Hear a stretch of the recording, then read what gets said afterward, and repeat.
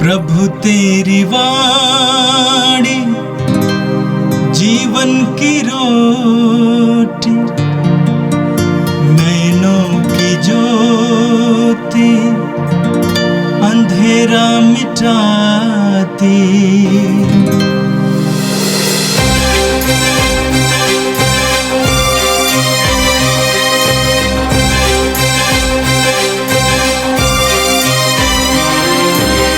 प्रभु तेरी वाणी जीवन की रोटी, नैनों की ज्योति अंधेरा मिटाती।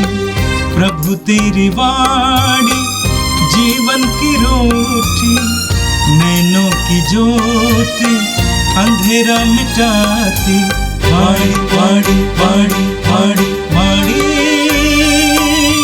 पवित्र है, शाश्वत है, जीवन का मन्ना है। 2 जुलाई बुधवार। पहला पाठ उत्पत्ति ग्रंथ अध्याय 21 पद संज्ञाएँ 5 और 8 से 20 तक। जब इब्राहिम का पुत्र इसहाक पैदा हुआ तो इब्राहिम की उम्र 100 वर्ष की थी। बच्चा बढ़ता गया और उसका दूध चुड़ाया गया। इसहाक की दूध चुड़ाई की दिन इब्राहिम ने एक बड़ी दावत दी। सारा ने मिस्री हागार ने पुत्र को अपने पुत्र इसहाक के साथ खेलते हुए देखा और इब्राहिम से कहा, इस दासी और इसके पुत्र को घर से निकाल दीजिए। इस दासी का पुत्र मेरे पुत्र इसहाक के साथ विरासत का अधिकारी नहीं होगा। अपने पुत्र के बारे में यह बात इब्राहिम को बहुत बुरी लगी, किंतु ईश्वर ने उससे कहा, बच्चे और अपनी दासी की चिंता मत करो। सारा की बात मानो, क्योंकि इसहाक के वंशजों द्वारा तुम्हारा नाम बना रहेगा। मैं दासी के पुत्र के द्वारा भी एक महान राष्ट्र उत्पन्न करूंगा, क्योंकि वह भी तुम्हारा पुत्र है। इब्राहिम ने सवेरे उठकर हागार को रोटी और पानी भरी मशक दी और बच्चे को उसके कंधे पर रखकर उसे निकाल दिया। हागार चली गई और बेर्शेबा के उजाड़ प्रदेश में भटकती रही।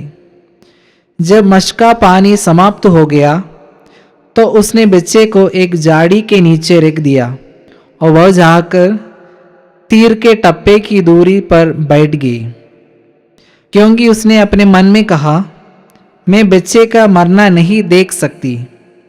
इसलिए वह वहां बैठी हुई फूट कर रोने लगी।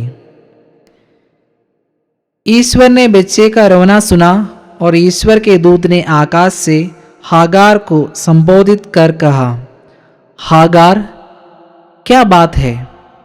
मत डरो। ईश्वर ने बच्चे का रोना सुना। जहां तुमने उसे रखा है, उठ खड़ी हो और बच्चे को उठाओ और संभाल कर रखो, क्योंकि मैं उसके द्वारा एक महान राष्ट्र उत्पन्न करूंगा। तब ईश्वर ने हागार की आंखें खोल दी और उसे एक कुआं दिखाई पड़ा। उसने मशक भरी और बच्चे को पिलाया। ईश्वर बच्चे के साथ देता रहा। वह बढ़ता गया और उजाड़ प्रदेश में रहकर धनुधर बना। ये प्रभु की वाणी है। संत मत्ती के अनुसार पवित्र सुसमाचार अध्याय 8 वाक्य 28 से 34 तक। जब ईसा समुद्र के उस पार गदरेनियों के प्रदेश पहुंचे तो 2 अबदूतग्रस्त मनुष्य मकबरों से निकलकर उनके पास आए। वे इतने उग्र थे कि उस रास्ते से कोई भी आ जा नहीं सकता था। वे चिल्ला उठे, ईश्वर के पुत्र, हमसे आपको किया कि आप यहाँ समय से पहले हमें सताने आए हैं। वहां कुछ दूरी पर सूअरों का एक बड़ा झुंड चर रहा था। अबदूत ये कहते हुए अनुनय विनय करते रहे यदि आप हमको निकाल ही रहे हैं तो हमें सूअरों के झुंड में भेज दीजिए। ईसा ने उनसे कहा, जाओ। तब अबदूत उन मनुष्यों से निकलकर सूअरों में जा घुसे और सारा झुंड तेजी से ढाल पर से समुद्र में कूद पड़ा और पानी में डूबकर मर गया। सूअर चराने वाले भाग गए और जाकर पूरा समाचार और अबदूतग्रस्तों के साथ जो हुआ ये सब उन्होंने नगर में सुनाया। इस पर सारा नगर ईसा से मिलने निकला और उन्हें देखकर लोगों ने निवेदन किया कि वह उनके प्रदेश से चले जाएं। यह प्रभु का दिव्य सुसमाचार है। क्रिस्त प्रभु की जय। मेरे प्रिय भाई और बहनों, आज का पहला पाठ उत्पत्ति ग्रंथ के अध्याय 21 से लिया गया था। आज के पाठ में हमने इब्राहिम के पुत्र इसहाक के जन्म और इब्राहिम की दासी हागार और उसके पुत्र इश्माएल की विदाई के बारे में सुना। जब ईश्वर ने इब्राहिम को बुलाया था कनान देश की ओर, उस समय इब्राहिम 75 साल का था। इब्राहिम की कोई संतान नहीं थी। ईश्वर ने इब्राहिम से कहा कि मैं तुम्हें आसमान के तारों की तरह असंख्य संतान दूंगा। वर्ष बीत गए, कोई संतान नहीं हुई। इब्राहिम की पत्नी सारा का साहस टूट गया। उसने इब्राहिम से कहा कि मेरे लिए एक संतान उत्पन्न करो। तुम एक काम करो, हमारी दासी हागार के साथ संसर्ग करो, उसके जरिए मेरे लिए एक पुत्र उत्पन्न करो। और इब्राहिम ने सारा की बात को मान लिया। हागार के साथ संसर्ग हुआ, उसके द्वारा एक पुत्र का जन्म हुआ, उसका नाम है इश्माएल। लेकिन जैसे सारा ने सोचा वैसा नहीं हुआ। हागार के अंदर घमंड आया। हागार ने इश्माएल को सारा से दूर रखने का प्रयास किया। और आज के पाठ में आपने सुना कि इब्राहिम की अपनी संतान हुई, अपना पुत्र हुआ जिसका नाम है इसहाक।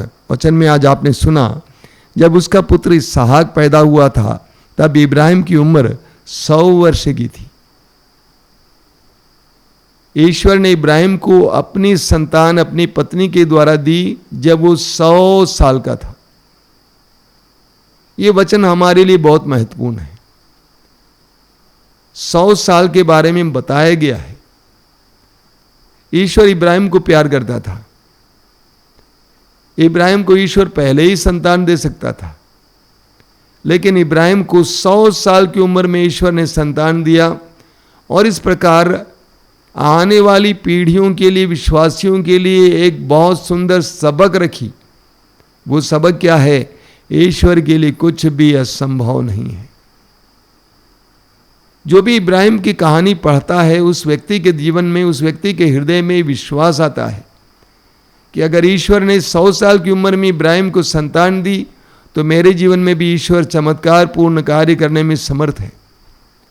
इब्राहिम को 100 साल की उम्र में एक संतान देकर ईश्वर ने हमारे सामने प्रकट किया है कि मेरे लिए कुछ भी असंभव नहीं है। आगे हम पढ़ेंगे कि कैसे जब इसहाक बड़ा हुआ, यानी उसका दूध पीने का समय बीत गया, तो सारा के मन में एक संदेह पैदा हुआ। अब इश्माएल और इसहाक दोनों हैं, बड़े हो जाएंगे तो इश्माएल इसहाक का हक छीन सकता है। इसलिए सारा ने इब्राहिम से कहा कि आप अपने दासी हागार और अपने पहले पुत्र इश्माएल को यहां से भेज दीजिए। इब्राहिम के लिए एक दर्दनाक बात थी, क्योंकि इस्माइल भी इब्राहिम का ही खून था। हालांकि उसका जन्म दासी के द्वारा हुआ था, लेकिन वह इब्राहिम का ही खून था, इब्राहिम का ही पुत्र था। जब सारा ने कहा कि इस्माइल को और हागार को यहाँ से भेज दो, उस मरु प्रदेश में वो हागार और बच्चा कहाँ जाएंगे? इब्राहिम ने सोचा होगा। बहुत ही दर्दनाक बात थी। और इब्राहिम ने यह भी सोचा होगा, अगर मैं इनको घर से बाहर निकाल दूं, मरु प्रदेश में ढकेल दूं, तो मेरे ही लोग क्या सोचेंगे? लेकिन ईश्वर ने इब्राहिम से कहा कि मैं उस पुत्र को भी और उसके वंश को भी आशीर्वाद दूंगा। जैसे सारा कहती है वैसे करो, और इब्राहिम को वैसे ही करना पड़ा। अपनी दासी हागार के साथ अपने खून, अपने पहले पुत्र इस्माइल को घर से बाहर निकालना पड़ा। हागार इस्माइल को लेकर मरु प्रदेश में चली जाती है। उसके पास जो जल था समाप्त हो जाता है। जब जल समाप्त हो जाता है, दोनों जल के लिए तरसते हैं। उस समय हागार ने सोचा कि मैं अपने पुत्र को इस तरह मरने नहीं दूंगी। अपनी आंखों के सामने उसको झाड़ के नीचे रखा और वो जाकर दूर बैठ गई और रो रही थी कि मेरे साथ ऐसा क्यों हुआ। लेकिन प्रभु ईश्वर ने उसके लिए चमत्कार किया। उसके लिए एक झरना वहां पर उत्पन्न किया, जल का प्रबंध किया। आगे हम पढ़ेंगे, उसी बेटे इस्माइल के द्वारा एक वंश का उत्पन्न हुआ, एक महान वंश का उत्पन्न हुआ। मेरे प्रिय भाई और बहनों, इब्राहिम के जीवन में जो घटना घटी, अपने ही खून, अपने ही पुत्र इस्माइल को घर से निकालना दासी के साथ, ये दूसरों की दृष्टि में क्रूर कार्य था, निर्दयतापूर्ण कार्य था। लेकिन इब्राहिम को प्रभु के आदेश का पालन करने के लिए ऐसा करना पड़ा। बाइबल में हम पढ़ेंगे, इब्राहिम ईश्वर के प्रति इतना समर्पित था, ईश्वर जो भी मांगता था वो करने को तैयार था। आगे हम पढ़ेंगे कि अपने पुत्र इसहाक की बलि चाहने को ईश्वर ने कहा, वो भी करने को तैयार था। इब्राहिम के विश्वास को देखिए, ईश्वर के प्रति इब्राहिम के समर्पण को देखिए। लोगों ने सोचा होगा कि हमारे मालिक इब्राहिम अन्याय कर रहा है, इसके बावजूद इब्राहिम ने वो कार्य किया जो ईश्वर ने कहा था। हगार और इस्माइल को घर से दूर किया। हमारे जीवन में भी कभी कभी ऐसी घटनाएं होती हैं, ऐसा प्रसंग आ जाता है, ऐसा समय आ जाता है जब हमें ईश्वर के आदेश का पालन करने के लिए दूसरों के सामने छोटा बनना पड़ता है, दुर्बल बनना पड़ता है, क्रूर बनना पड़ता है। हमें उत्पत्ति ग्रंथ में नूह के बारे में पढ़ने को मिलता है। ईश्वर ने सारे संसार पर प्रलय भेजने को सोचा और ईश्वर ने नूह से कहा अपने परिवार के साथ बच जाओ, क्योंकि नूह धर्मी था।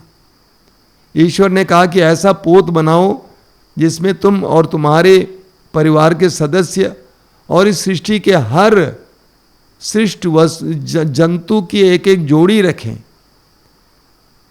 और नूह बहुत बड़ा पोत बनाने लगा।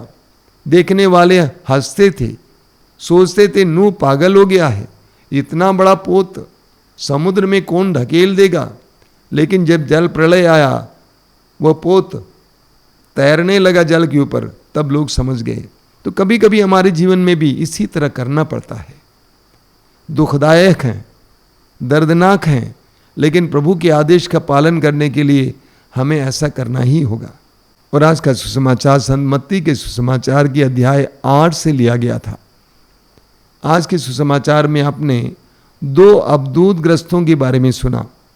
वचन में आपने सुना, जब ईसा समुद्र के उस पार गदरेनियों के प्रदेश पहुंचे तो 2 अवधूत ग्रस्त मनुष्य मकबरों से निकलकर उनके पास आए। वे इतने उग्र थे कि उस रास्ते से कोई भी आ जा नहीं सकता था। प्रभु यीशु गदरेनियों के प्रदेश पहुंच जाते हैं तो वहां पर 2 अवधूत ग्रस्त यीशु से मिलने आते हैं और उनका वर्णन यहाँ पे दिया गया है। यहाँ पे छोटा सा वर्णन है। मार्कुस के समाचार के अध्याय 5 में काफी लंबा चौड़ा वर्णन है। यहाँ पर यही बताया गया कि वे उग्र थे और जहाँ पर वे रहते थे वहाँ से कोई मनुष्य जा नहीं सकता था और वे मकबरों में रहा करते थे। साधारण मनुष्य समाज में रहते हैं, लेकिन ये मकबरों में रहा करते थे और वे उग्र थे। उनके अंदर अवधूतों की सेना थी। वे यीशु को पहचान लेते हैं और वे चिल्लाने लगते हैं, ईश्वर के पुत्र। सोचिए, लोग यीशु को पहचान नहीं पाते थे, लेकिन अवधूत यीशु को पहचानते थे। ईश्वर के पुत्र, हमसे आपको किया कि आप यहाँ समय से पहले हमें सताने आए हैं। और उन्होंने अनुनय विनय किया कि आप हमें अगर इन 2 व्यक्तियों से हटा रहे हैं तो हमें सुअरों में जाने दीजिए। वहाँ पर सुअरों का एक बहुत बड़ा झुंड चल रहा था। यीशु ने कहा जाओ, और वे अबदूत सुअरों में जा घुसे। यानी जानवरों में भी अबदूत आ सकते हैं, जानवरों में भी अबदूत आ सकते हैं, जानवरों के जरिए भी हमारे ऊपर अबदूत अलग अलग प्रकार के का कार्य कर सकते हैं। तो प्रभु ने उनको जानवरों में जाने दिया। आप देखिए क्या करते हैं, सुअरों ने क्या किया। वचन में लिखा हुआ है कि ईसा ने उनसे कहा जाओ, तब अबदूत उन मनुष्यों से निकलकर सुअरों में जा घुसे और सारा झुंड तेजी से ढाल पर से समुद्र में कूद पड़ा और पानी में डूबकर मर गया। यानी अबदूत इतने उग्र थे कि सुअरों में जा घुसते ही सुअर जाकर पानी में डूबकर मर जाते हैं। ऐसे उग्र अबदूत उन दो मनुष्यों में रह रहे थे, जी रहे थे, वास कर रहे थे। मेरे प्रिय भाई और बहनों, कभी कभी हमारे अंदर भी अलग अलग प्रकार के अबदूत कार्य करते हैं। आपने ऐसे लोगों को देखा होगा जिनके अंदर इतना क्रोध है, इतनी वासना है, इतना लालच है और अन्य प्रकार की बुरी आदतें, बुराइयां हैं कि वे भी इन अबदूत ग्रस्तों की तरह बन जाते हैं। जब हमारे अंदर अबदूत या दुष्ट आत्माएं कार्य करती हैं तो हम लोग भी उग्र बन जाते हैं, हम भी किसी के वश में नहीं आते हैं, लोग हमसे भी डरने लगते हैं। इतने उग्र अबदूत थे कि अबदूतों के कारण सारे सुअर डूबकर मर गए। जब नगर के लोगों को पता चला तो उन्होंने क्या किया, वचन में लिखा हुआ है, इस पर सारा नगर ईसा से मिलने निकला और उन्हें देखकर लोगों ने निवेदन किया कि वह उनके प्रदेश से चले जाएं। कितनी आश्चर्यपूर्ण बात है। यीशु ने दो मनुष्यों के लिए सुअरों को मरने दिया। यीशु ने दो अबदूतग्रस्त मनुष्यों को स्वतंत्र किया। यीशु के लिए दो मनुष्य ज्यादा महत्वपूर्ण थे, लेकिन यहां लोगों ने यीशु से कहा कि आप हमारे यहां से चले जाइए। उनके लिए सुअर दो मनुष्यों से महत्वपूर्ण थे। इस दुनिया में बहुत सारे लोगों के भी यही मूल्य है। उनके लिए मनुष्यों से महत्वपूर्ण धन संपत्ति है। यही कारण है कि हमें आज इतना अन्याय और अत्याचार देखने को मिलता है। कैसे गरीब से गरीब लोग सताए जाते हैं, उनकी संपत्ति छीनी जाती है, क्योंकि लोग मनुष्यों में ईश्वर का निवास नहीं पाते हैं, मनुष्यों की कीमत नहीं समझते हैं। कितने ही लोग गर्भ के बच्चों को गिरा देते हैं, कितने ही लोग अन्य लोगों के प्रति ईर्ष्या रखते हैं, जलन रखते हैं, मारते हैं, काटते हैं, क्योंकि हमारे मूल्य प्रभु के मूल्य से भिन्न है। आज के सुसमाचार के द्वारा प्रभु हम विश्वासियों और मसीहियों के सामने एक महत्वपूर्ण बात रखते हैं कि हमारे मूल्यों को सही होना चाहिए। ईश्वर ने मनुष्य को अपना प्रतिरूप बनाया। हर मनुष्य ईश्वर का प्रतिरूप है, लेकिन उन दो मनुष्यों की क्या दशा हो गई थी। लेकिन यीशु के आने से कैसे उनके जीवन में परिवर्तन आया, मुक्ति आई। आज यीशु हमारे जीवन में आएंगे तो हमारे जीवन में भी परिवर्तन आएगा, लेकिन उसके लिए हमें अपने मूल्यों को सही करने की जरूरत है। हमारे लिए क्या महत्वपूर्ण है, धन संपत्ति या मनुष्य? आइए हम प्रार्थना करें। प्रभु यीशु, धन्यवाद देते हैं आज के सुंदर दिन के लिए, तेरे पवित्र वचनों के लिए धन्यवाद देते हुए हम प्रार्थना करते हैं। इस पापमय संसार में कितने ही लोग अलग अलग प्रकार के बंधनों में पड़े हैं, अमानवीय जीवन जीते हैं। ऐसे लोगों को छुड़ाने के लिए, स्वतंत्र करने के लिए आइए यीशु। हमारे समाज में आइए, हमारे घरों में आइए, परिवारों में आइए। ये प्रभु यीशु, समय हम प्रार्थना करते हैं इस संसार के उन सारे लोगों के लिए जिनके हृदय में जरा भी सहानुभूति नहीं है, जो मनुष्यों को मनुष्य नहीं समझते हैं, जो मनुष्यों में ईश्वर का निवास नहीं पाते हैं। ऐसे लोगों के अंतःकरण को शुद्ध और पवित्र करना, उनके अंतःकरण को झकझोर देना, उन्हें भी तेरी उपस्थिति का एहसास कराना यीशु। हे प्रभु यीशु, इन वचनों को सुनने वाले मेरे भाई बहनों को आशीर्वाद देना। आज का पूरा दिन उनके लिए कृपा का दिन बने, आशीष का दिन बने। हमारी प्रार्थना को ग्रहण कर, आमीन। प्रभु तेरी वाणी जीवन की रोटी, नैनों की ज्योति अंधेरा मिटाती। वाणी वाणी वाणी वाणी वाणी पवित्र है, शाश्वत है, जीवन का